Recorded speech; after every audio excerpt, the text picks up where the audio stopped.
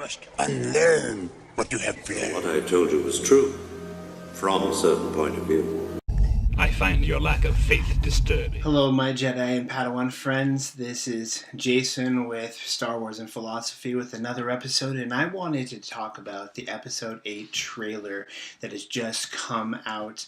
And, well, it's been out for a few days now, but it's still out there, and it's got a lot of people asking questions. First, they released the title, The Last Jedi, and everybody's thinking, well, who's going to die? Is it Luke that's going to die? Is it Rey that's going to die if there's only one? And then they released the international trailer and they revealed that it was plural. Jedi was plural in some languages. And so now we're wondering, oh, well, does this mean something different for the whole collective of the Jedi?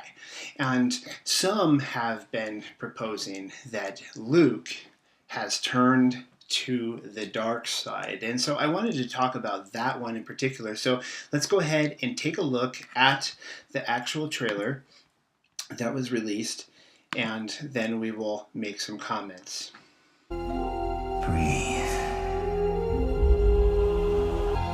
Just breathe. What do you see? Light.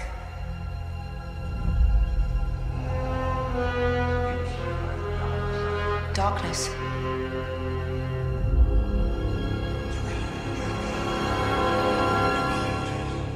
A balance. It's so much bigger. I only know one truth. It's time for the Jedi to end. All right, so there you see it, and there's very leading terms in there that I wanted to highlight. He says, breathe. Now, first of all, breathe is something that really brings out the Taoist roots, and I think that's the direction that Disney is going. See, the Force has always lended itself towards that. It's been more in line with that, but it was a little bit confused in the original trilogy and even in the prequels as to still having this, like, there's good and there's bad, there's moral right and wrong things, there's truth and there's error, and so much of our Western culture showed up in those originals. But Disney's actually starting to lean into the original worldview that was really more consistent with Star Wars, and that is Taoism and the Eastern religious equivalents. You know, pantheism, like I talked about last time. And so that is lending itself towards the yin and the yang, that there is good, there is bad, and they must coexist in balance, and that before we were led to think that the Sith were all wrong and that the Jedi were all right. And now what we're going to find is that the Jedi are realizing that they weren't all right, that they're starting to move towards the middle ground. And that at the same time, I think that the reason why Snoke isn't a true Sith is, and he's even said that he wants to bring Kylo Ren up into a balance, some good, some dark.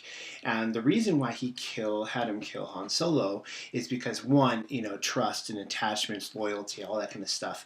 But also, he was being pulled too much towards the light side. And so Snoke wanted to grab him more towards the center on the dark side. And so I think that's the Kylo Ren that you're going to see. And he might be even pushed a little further on the dark side in Episode 8 than maybe Snoke would even care for or like. And so what I think is going to happen in this new trilogy is that there's going to be both sides that are moving towards the middle. Now, the middle has been gone by a number of terms, and that is the gray.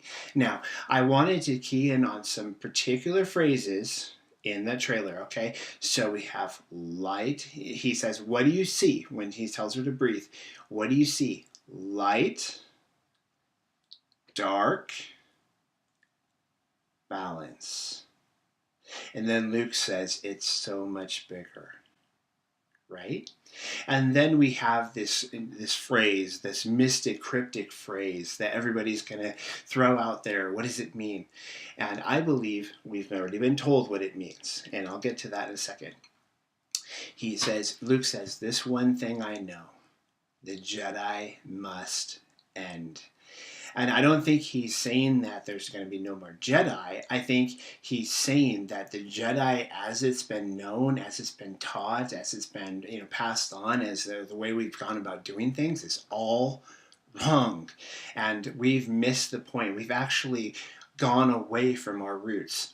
And the reason why I say that, when I say that we already know, is because anybody who has the Force Awakens novelization can just turn to the very first page before you have table of contents, before you have anything. Here's the prophecy from the Journal of the Whills, chapter 7, verse 477. First comes the day, then comes the night.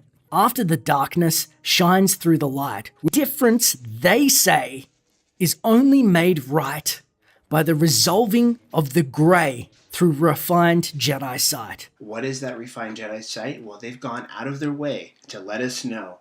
They brought out the Ahsoka novel, which introduced the concept of Great Jedi. They brought out the Bendu in Star Wars Rebels, and the Bendu is the balance between the light and the dark. And the other thing they went out of their way to is they introduced Rogue One, the Guardians of the Whills, and the Journal of the Whills.